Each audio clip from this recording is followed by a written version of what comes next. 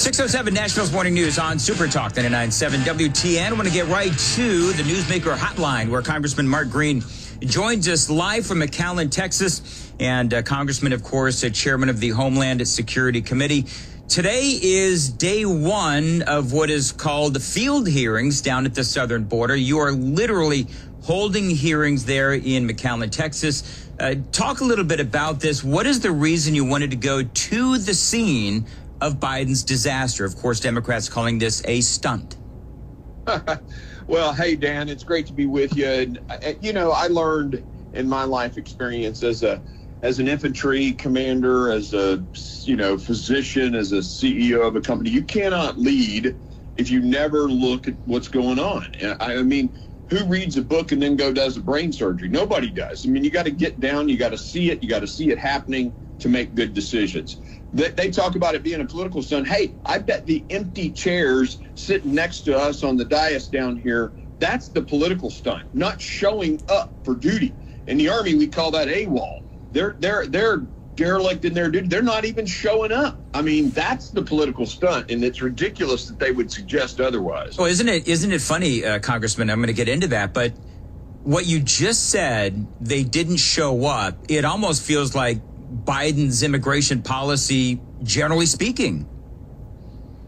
Yeah, I mean, it kind of is, but I would disagree with that, because they're going out of their way to get people into the country, to open the border, this most recent app that the president and Secretary Mayorkas have proposed, gives people instant payroll or parole if they just fill out the app. I can see the advertisement now from the drug cartels. Hey, for an extra fee, we'll fill out the ad for you.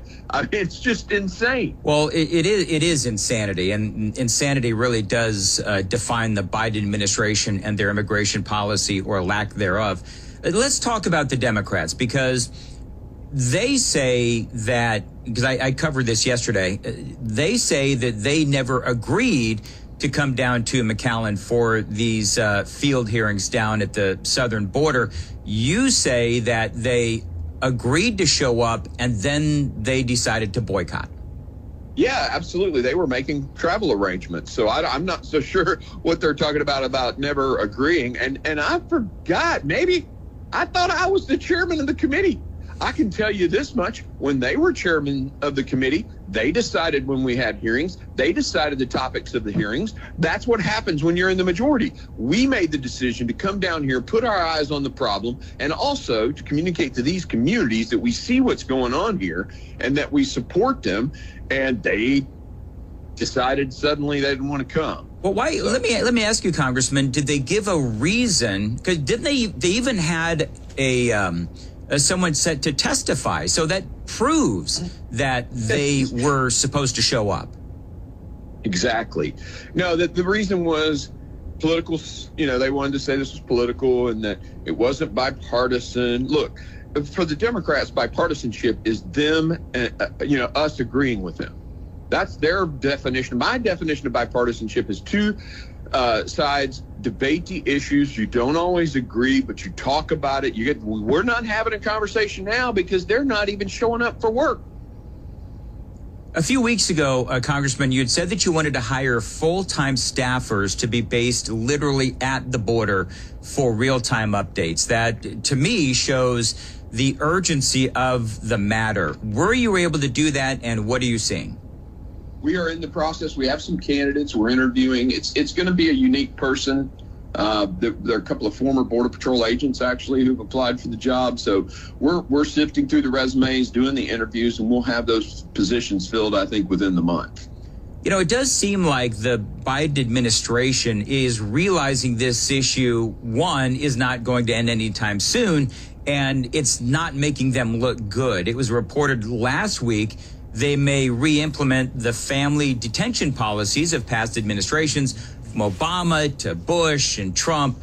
Are you getting any feedback from House Democrats on Biden possibly being willing to tackle this issue with reinstating that controversial policy? Yeah, I don't get the impression that any of those comments are genuine.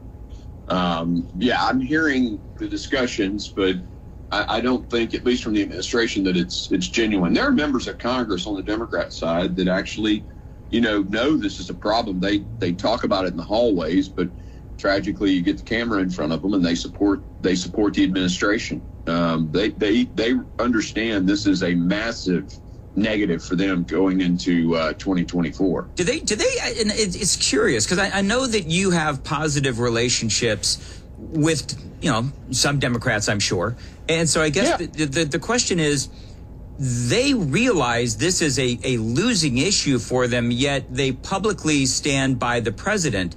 There's got to be some consternation, some controversy within the party that this is not the right way to go. Yeah, I mean, I think so. Like I said, sort of in the hallways of Congress and the back alleys, they'll talk about it, but they fully support their guy. Well, and it's going to be, I believe it's going to be to their peril. Now, during the testimony that begins today, you're going to have U.S. Border Patrol Chief Raul Ortiz testify. I'm assuming that he's got some really incredible and compelling testimony. Can you give us a preview? Yeah, so, Secretary Ortiz, Chief Ortiz is going to be here, and he's going to discuss and answer the questions that we ask him. We've got some pretty, I think, well thought out questions to try to get at the why. I mean, the goal for us today is to really talk about why this happened and to show, and I think we'll show convincingly, my opening statement hopefully will make the point very clear that this is all about the policy changes of the administration. But we're going to ask him questions. We're going to ask him, what policies changed, what's different, what caused the surge, why are the people coming, and he's going to answer honestly, and he'll tell us that it's the fact that the State Department failed to renegotiate the return waivers or the return agreements where we actually can send people back to countries. Those have all expired, and they've expired intentionally. That's all part of their plan. We're going to ask him about the neutralizing effects of the drug cartels and how they mass people at the crossing sites, and that results in CBP having to thin the lines in the rural areas, which facilitates the drugs coming into the country. So we're going to ask those hard questions that reveal the real cause of the problem, which is the decision making, whether it be incompetence or intentionality, and I'd probably favor the latter, but in creating this crisis.